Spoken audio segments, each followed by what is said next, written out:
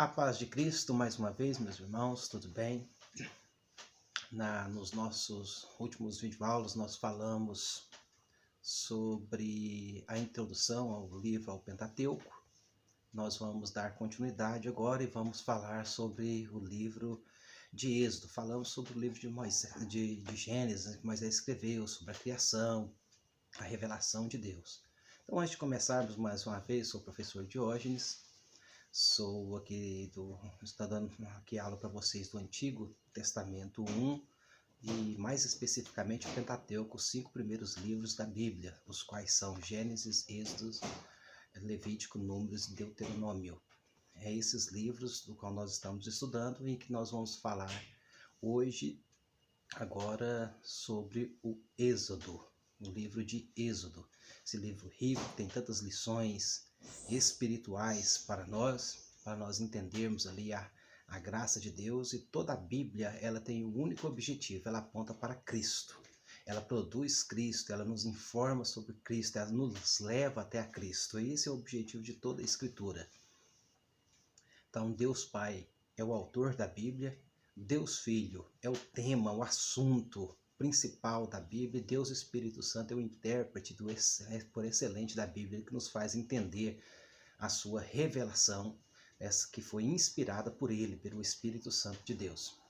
Então nós vamos agora falar sobre o livro de Êxodo. Êxodo é o segundo livro da Bíblia, como todos nós já sabemos.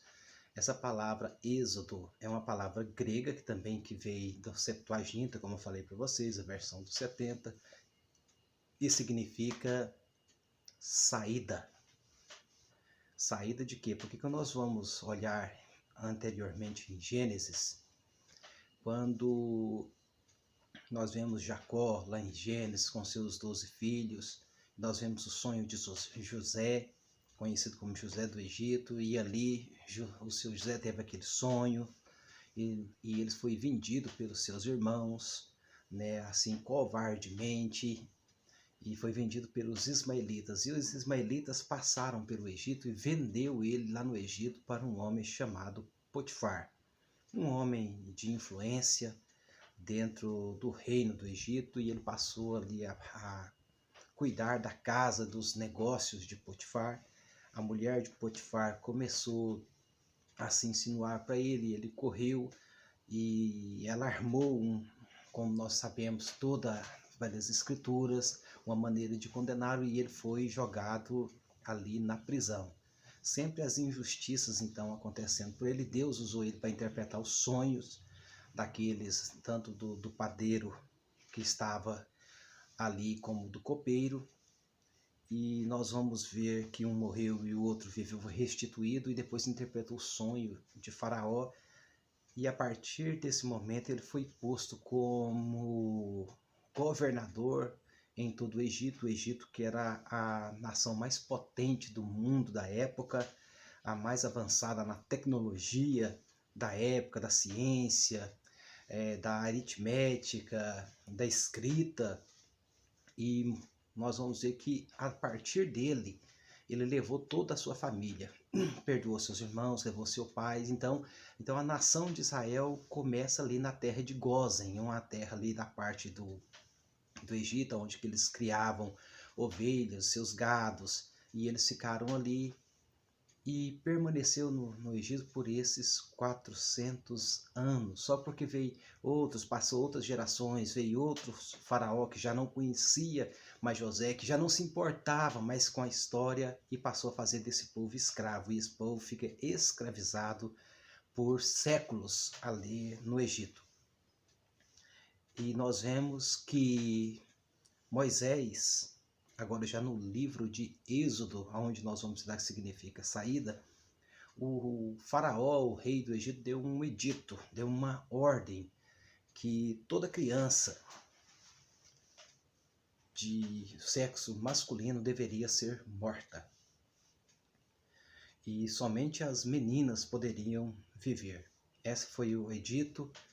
E Moisés nasce nesse período, a sua mãe ali o encobre, vendo que era um menino formoso, juntamente com seu pai. Sua mãe chama Joquebede, seu pai Arão, e eles encontram por algum tempo, mas não dava para esconder por muito tempo. Ela faz um cesto de junco, põe no rio Nilo, num lugar estratégico ali, isso tudo direcionado por Deus.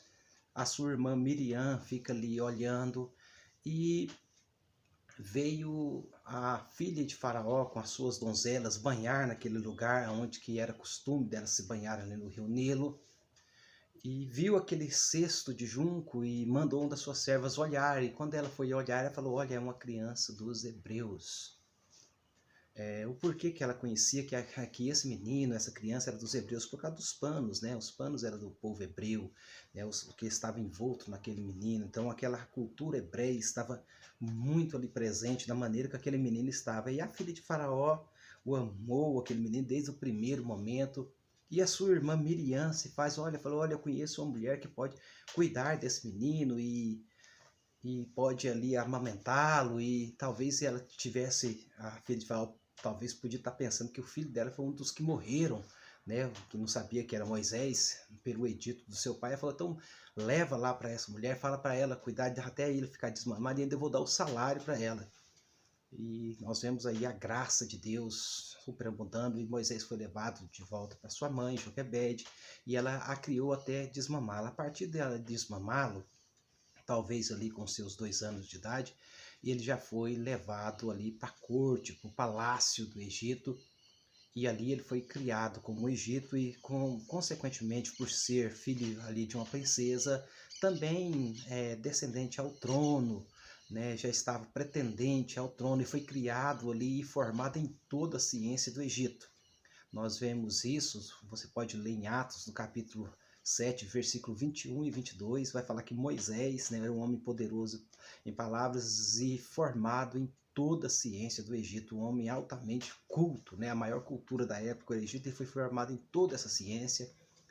E depois, já passado esses anos, Moisés adulto, ele sai, o seu sangue fala alto, ele sai para ver o seu povo que era escravo, ele sabia da sua história, da sua linhagem, e ele vê um soldado egípcio ali ferindo um hebreu, e ele, com aquela vontade de praticar uma justiça, talvez de ser alguém que via libertar o seu povo, o seu sangue, ele mata o soldado, esconde, e depois de alguns dias ele volta novamente, e agora ele acha algo totalmente diferente. Ele vê 2 hebreus se degladiando, brigando, ferindo um ao outro, e ele chega e fala: olha, não é bom, vocês são irmãos, não faça isso. E um daqueles hebreus fala: você vai matar também a mim, que como você matou o soldado egípcio? E ele percebeu que aquilo que ele tinha escondido agora veio à tona, apareceu. E isso, se alguém matasse um soldado egípcio, podia ser até gente da corte, ele era considerado um traidor, era um desertor da sua nação, e a pena era a pena capital, a pena de morte. E ele, temendo agora também pela sua vida, pelo aquilo que ele pensou que estava em secreto, e ele foge dali e vai para a terra de Midian, aproximadamente uns 800 quilômetros. Talvez levou alguns meses naquela época, ainda mais que ele estava na questão de fugitivo, né? Provavelmente levou muito poucas coisas para sua fuga, e ele foi parar na terra de Midian. Chegando naquelas terras dos midianitas, ele parou perto de um poço onde os pastores levavam as ovelhas para dar água, onde esse poço era coberto com uma pedra. E interessante que quando ele estava ali, ele viu que foi chegando pastoras, 7 mulheres que estavam pastoreando ovelhas do seu pai, e elas foram as primeiras que chegaram ali. Logo em seguida chegou os pastores, e quando os pastores chegaram, não deixaram elas dar água para suas ovelhas, por elas serem mulheres, não tinha aquela resistência, como eles tiraram elas dali à força para dar água, e Moisés se indignou vendo aquilo lá, e ele expulsou os pastores. Ele falou: não, elas vão dar água primeiro. Isso está lá no capítulo 2, nós vamos ver de Êxodo.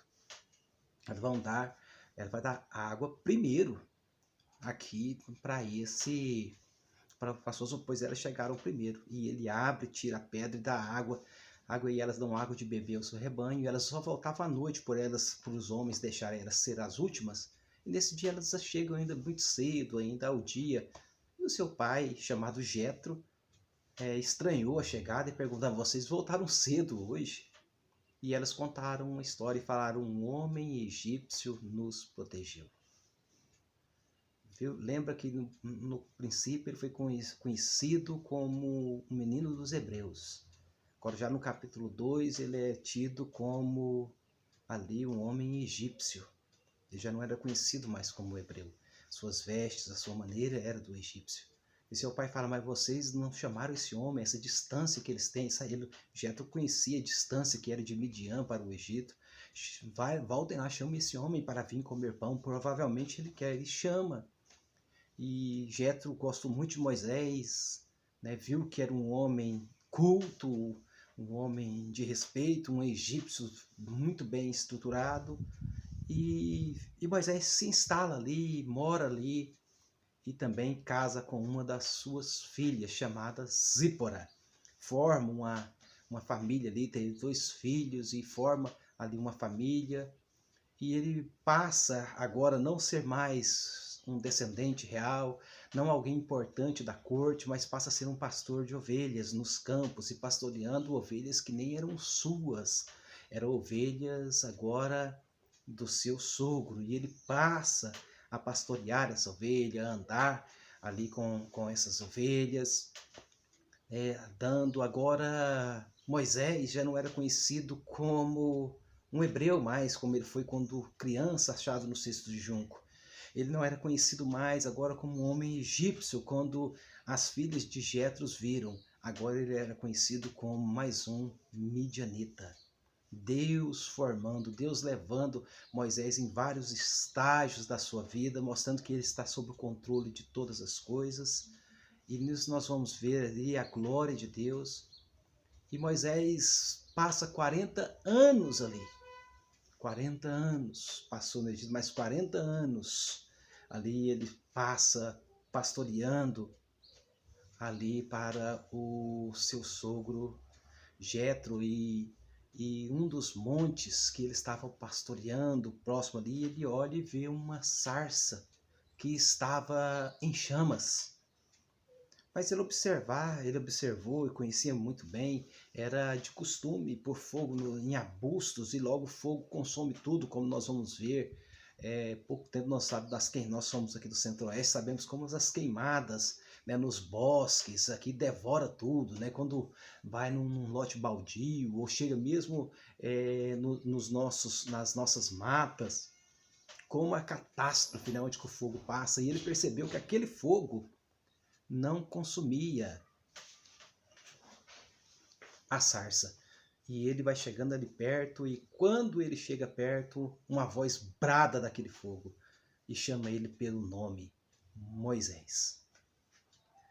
Moisés, ele fala assim, ele fala: tira a sandália dos seus pés, pois a terra que tu estás é terra santa, é lugar santo.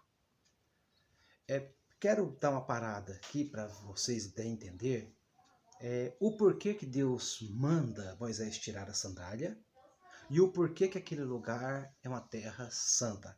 Aquela terra hoje é visitada por várias pessoas, turistas passam por ali, pisam por ali e não tem nenhum sentimento extraordinário, a não ser um sentimento histórico. A santidade não estava no lugar físico, não era a terra só ficou santa porque Deus estava lá. Aonde Deus está, Ele santifica. Quando Deus está na nossa vida, Ele nos santifica. O céu só é santo porque Deus está lá. Se Deus sair do céu, o céu, misericórdia, se torna um inferno porque Deus não está lá. O céu só é santo, só é almejado, desejado porque Deus está lá. Então aquele lugar se tornou santo porque Deus estava ali. E quando Ele manda Moisés, tira a sandália dos seus pés, você sabe que a sandália, os nossos calçados, enfim, faz separação entre nós e a terra. E como o lugar que ele estava embutido pela santidade de Deus, ele manda Moisés tirar as sandálias, para que quando Moisés agora nada impedisse ele ter contato com a santidade de Deus. Nada pode nos impedir, nos tirar ali o foco da santidade de Deus. E a única coisa que nos tira disso é o pecado. O pecado, ele nos faz nós humilharmos quem nós mais amamos. O pecado faz nós ofendermos a Deus. O pecado nos faz nós sentir vergonhas de nós mesmos. O pecado nos leva para longe, lugares que nós nunca pensávamos e não tínhamos nem coragem de ir, mas o pecado, ele nos leva, pois o pecado ele é mortal, o pecado ele é leproso, o pecado ele nos envolve, ele nos embute, ele nos engana, ele nos leva para a morte. O salário do pecado é a morte. Nós sentimos o gosto da morte, sentimos as garras e as labaredas do inferno quando damos vazão para o pecado. E agora ele manda tirar a sandália dos seus pés e ele pisa e Deus começa a se revelar para Moisés quem ele era e fala: você vai ser o libertador. Lembra que há 40 anos atrás, Moisés tentou libertar o seu povo para suas próprias forças. Quando nós tentamos fazer alguma coisa em relação, mesmo às coisas que agradam a Deus, mas com as nossas próprias forças, com a nossa própria pretensão, com as nossas próprias estratégias, não funciona. Elas não dão certo, porque nós só podemos fazer algo, tudo que nós temos, fazemos, vem de Deus. Eu só posso dar a Deus aquilo que de Deus eu recebo. Nós não temos nada em nós mesmos que pode ser agradável a Deus. Então, e Deus fala algumas coisas para Moisés. Fala: Moisés, põe a mão no seu peito. Ele põe a mão no seu peito, tirou de volta. A mão estava leprosa, mostrando o estado do seu coração, pecaminoso, leproso. Deus fala: põe a mão de novo. Ele pôs, agora saiu purificado. Assim é a nossa vida. Quando nós estamos distanciados de Deus, o nosso coração, os nossos sentimentos, tudo em nós está leproso, está contaminado. Mas quando Deus põe a sua mão e nos purifica, deu um novo coração para Moisés, uma nova vida para Moisés. E falou para Moisés: o que você tem na sua mão? E ele falou: uma vara, um cajado. Joga no chão. Jogou no chão e ela se tornou uma serpente e começou a correr atrás de Moisés.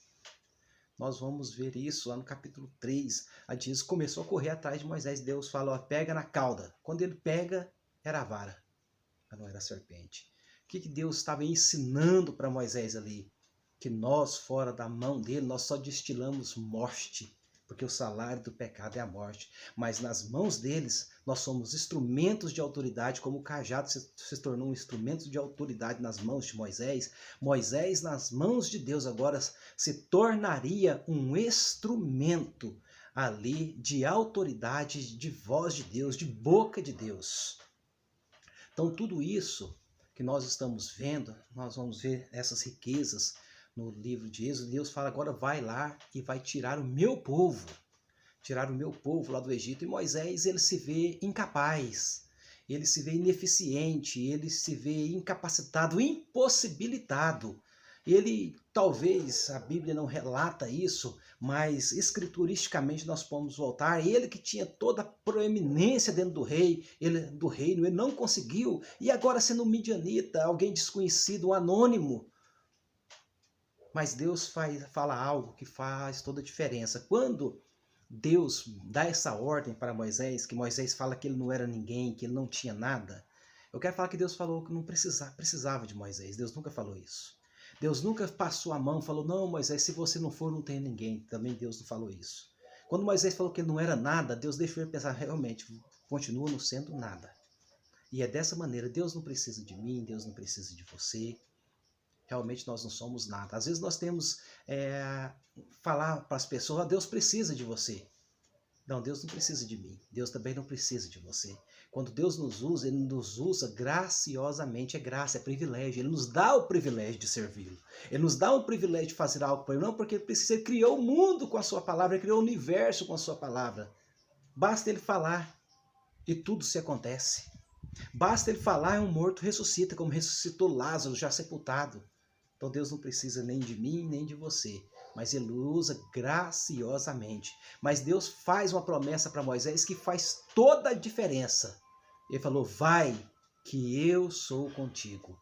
Quando Deus foi com Moisés, aí toda a diferença não estava em Moisés, estava em Deus. Então, que nós vamos ver, vamos dar continuidade no nosso próximo vídeo, sobre o livro de Êxodo e as suas implicações para a nossa vida e para o nosso ministério. Deus te abençoe. Oi, e até o próximo vídeo.